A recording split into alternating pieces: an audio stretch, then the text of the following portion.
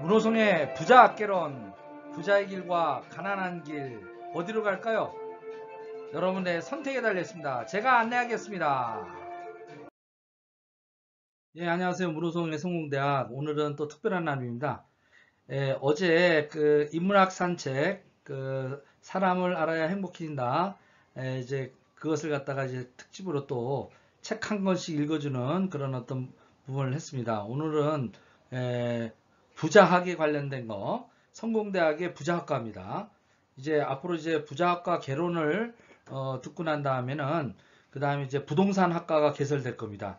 그리고 경제금융학과 이쪽 돈에 대한 어떤 부분들, 우리 자본주의 시스템에 대한 것들, 다양한 주제로서 이제 성공대학 안에 이제 네트워크마케팅학과, 인문학과, 그 다음에 부자학개론, 뭐 건축학개론도 있는데 전 건축에 관련된 건 별로 사람들이 관심 없으니까 교육학 쪽도 이제 같이 좀 할 겁니다.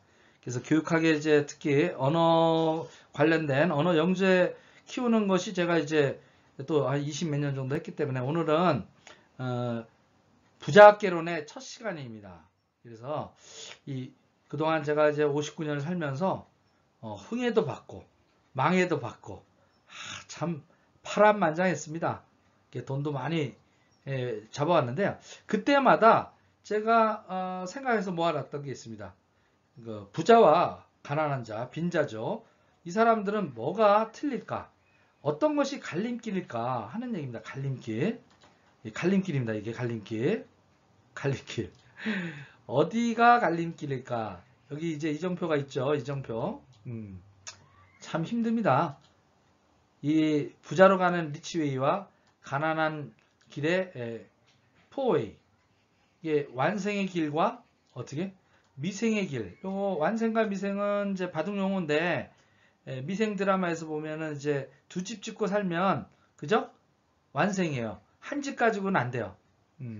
그래서 내가 완벽하게 시간으로부터 자유, 경제적으로도 자유, 두 가지가 다 완성이 돼야 됩니다.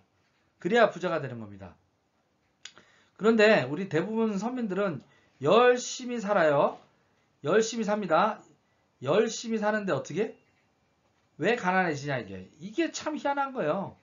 왜 열심히 사는데 가난해질까? 제가 몇십 년을 고민했던 겁니다. 이 열심히 사는데 왜 점점 가난해지는가?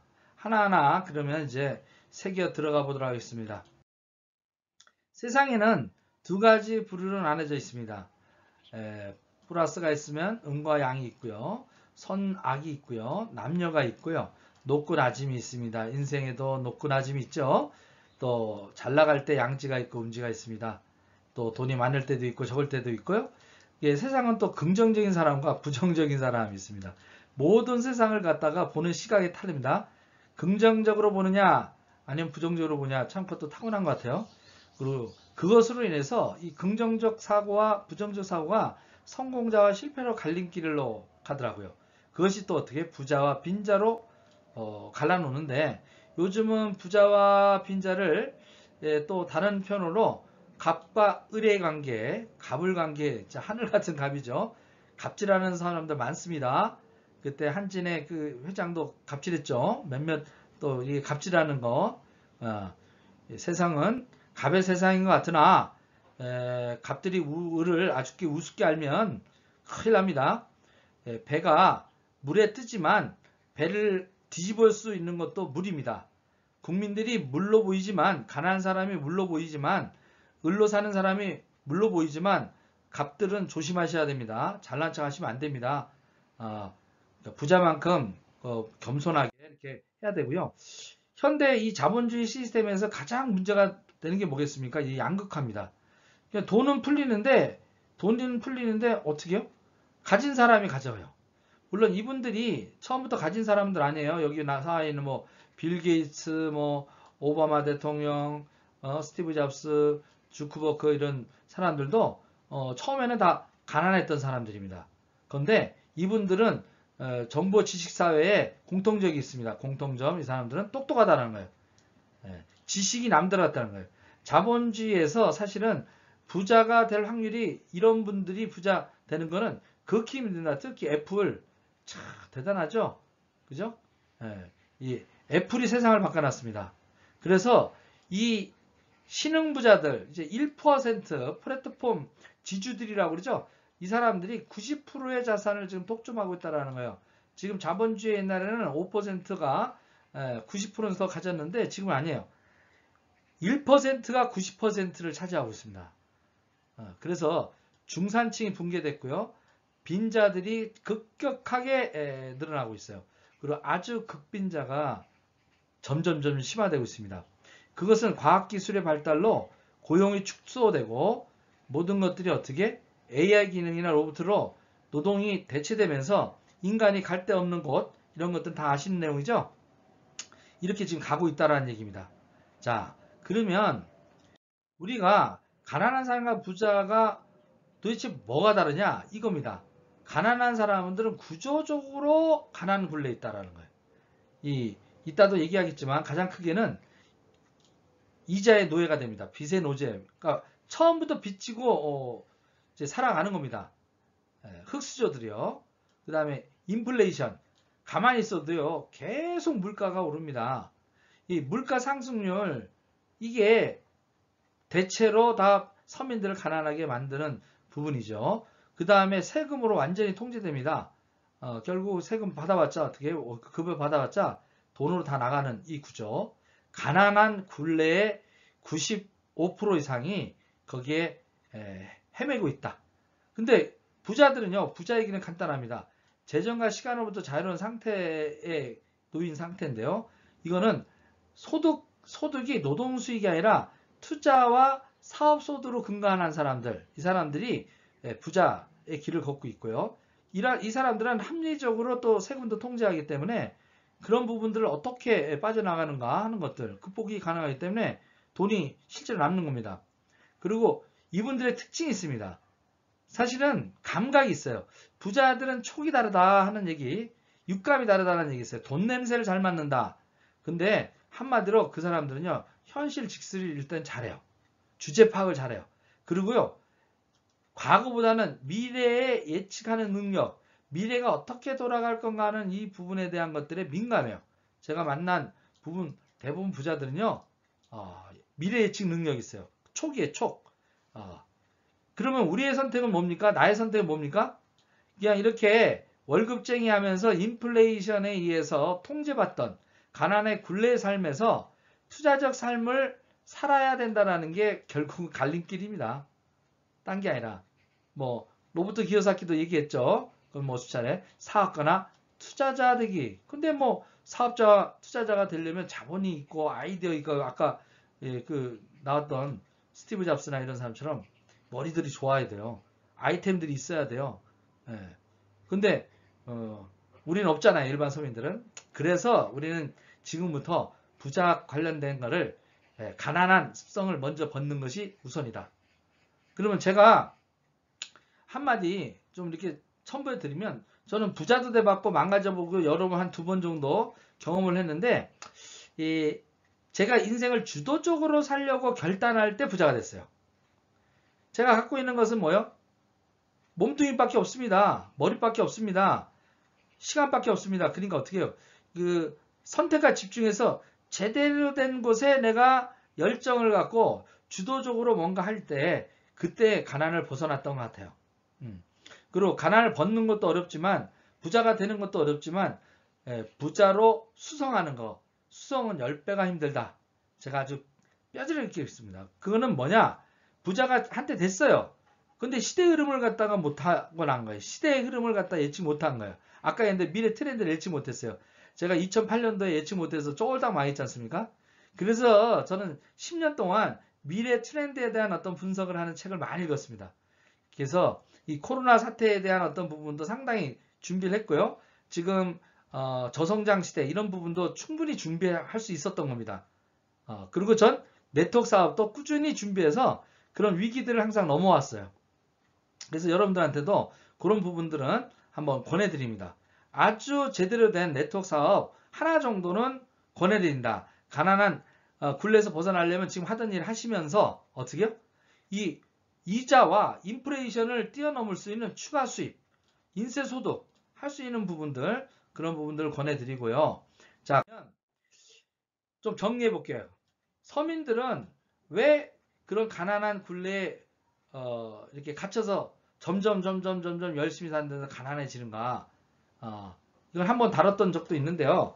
정리해 보면요. 물가 상승률이 노동 상승률보다 항상 높더라는 겁니다. 항상 경제 성장률 6, 7%대 되는 것은요. 그 7년 사이에 물가가 2배 오릅니다. 그러니까 이런 어떤 법칙들이 있어요. 그럼 2% 성장 같은 경우 하게 되면요. 10년 단위로 어떻게 해요? 물가가 2배 됩니다. 그러면 내가 경제 활동하는 35년에서 40년 정도가 되면 어떻게 돼요? 물가는 8배에서 최소 16배가 오르는 겁니다. 많게는 어떻게 해요? 경제 성장률이가 옛날에 많았죠? 10%대 막 이렇게. 그렇기 때문에 저희 때는 젊을 때보다 짜장면 한 그릇과 토큰, 버스 이 비가 거의 50배 올랐어요. 50배. 예, 집값도 마찬가지고요. 그래서 노동 수익률이 물가 상승률을 절대 이길 수 없기 때문에 가난해지는 겁니다. 그래서 노동 수익으로 또 근간한 사람은 노동이 끝날 때 가난해지는 겁니다. 그러니까 월급쟁이 사람은 어떻게 해요? 가난해진다. 그리고 많이 벌어도 세금으로 다 뺏긴다. 그죠? 예, 세금률이 올라갑니다. 9%, 18%, 27%, 38%. 그리고 죽을 때까지 소비를 계속해야 되기 때문에 평생 부채의 삶을 살게 됩니다. 내가 소비하는 건 다 부채예요. 자산과 부채를 갖다가 이제 개념도 이렇게 배워야 되는데 가난한 사람들은요. 부채를 모아요. 부자들은요. 자산을 모아요. 그럼 자산은 뭐냐? 돈을 썼는데 돈이 들어오는 거예요. 부채는 뭐냐? 돈을 썼는데 돈이 나가는 거예요. 그러니까 일반적인 어떤 우리 보통 사람들은요. 소비가 모두 어떻게 부채가 되는 부채의 삶을 살고 있다 하는 것도 명심해 두고요. 요거는 또 중요하니까 한 챕터 따로 공부하도록 하고요. 또 은행이 우리를 가난하게 만들어요. 예, 돈을 갖다가 빌려주고요. 이자를 갖다가 평생 갚게요. 요거 쉽게 안 갚습니다. 잘 안 갚아요. 왜? 경제 성장률이 지금 현재 우리나라가 2%대가요. 지속될 때 은행 대출이자는 3.5%, 4%였어요. 그리고 어떻게 해요? 내가 저축할 때 저축 예금 금리는 1.2%였어요. 근데 지금 어떻게 됐습니까? 저축 예금이 금리가 이제 0.6이에요. 0.6. 거의 제로 금리에 가까이 있습니다. 그런데 내가 은행에서 또 돈을 빌리려면 어떻게 돼요? 내가 돈을 갖다가 넣어놨을 때는 0.6. 내가 돈을 갖다가 대출해서 빌리려면 5%, 10%. 심지어는 제2금융권에서는 20%, 30% 빌려 써야 됩니다. 할부 제도가 또 우리를 가난하게 만들어요. 뭐 물건을 사려면 홈쇼핑이나 뭐다 다 어떻게 해요? 자동차 할부, 냉장고 할부, TV 할부, 다 할부예요. 할부. 집도 할부예요. 그죠? 할부 제도를 통해서 마케팅에 노출된 우리 서민들은 계속 n분질로 나눠서 갚는 겁니다. 그래서 현금 지출로 해야 된다. 그 다음에 남들은 부자로 만들어주고 나는 그냥 가난하게 끝나는 거. 예, 평생 남의 맷돌 돌려주는 거예요. 저는 삼성에 다녔을 때 삼성 맷돌 돌려줬거든요. 예, 내 집 짓지 않고 남의 집만 짓는 거예요. 이게 보통 서민들이 점점 열심히 가난해지는 이유고요. 마지막으로 이거 명심하셔야 돼요. 이거는 가난한 사람들의 7가지 특징. 예, 자, 첫째 마음이 좋아서요. 보증을 잘 서줘요. 쫄딱 망합니다. 두 번째 어음거리하면서 사업해요. 현금을 하면 여금이 부도납니다. 특히 이번에 코로나 사태 이런 거 못 봤습니다. 작살납니다. 그 다음에 어떻게 해요? 전문성 없이 아직도 주식하고 코인 하시는 분들이 있어요. 잠시 돈 버는 것 같은데 폭락합니다. 지금 주식도요. 지금 이상현상으로 지금 오르고 있어요. 말도 안 돼요. 9월이 돼보세요. 지금 또 2차 그 코로나 사태로 통해서 대폭락 예견하고 있습니다. 그 다음에 대체로 우리 서민들은요. 삶이 힘들기 때문에 매일매일 오락, 도박, 게임, 풍류, 바람 이런 거에 빠집니다. 잡기에 빠져요. 잡기에. 그리고 월급쟁이로 평생 만족하면서 삽니다. 그 다음에 어떻게 해요?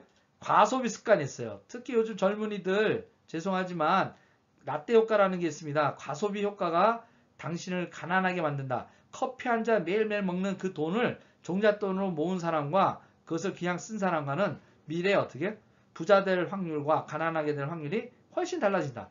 카드 사용을 즐긴다. 요게 가난하게 되는 그 원인입니다. 가까운 사람들하고 돈놀이 하면 다 뜯깁니다. 자, 요 7가지들. 보증서 주고 엄거래하고 요 7가지를 두세 가지 하면 바로 가난해집니다. 그러니까 여러분들 가난하지 않으려면 먼저 이거부터 하셔야 되고요. 앞으로 여러분들이 이 가난 혹성에 이 갇혀있는 절망의 시대에서 다음 편부터는 구체적으로 이 가난을 갖다가 어떻게 탈출할 것이며 부자의 길은 어떤 길인가 시리즈로 계속 기대해 주시기 바랍니다. 자, 좋아요, 구독 눌러주시고 좀 많이 응원해 주십시오. 제가 열심히 여러분들 안내하겠습니다.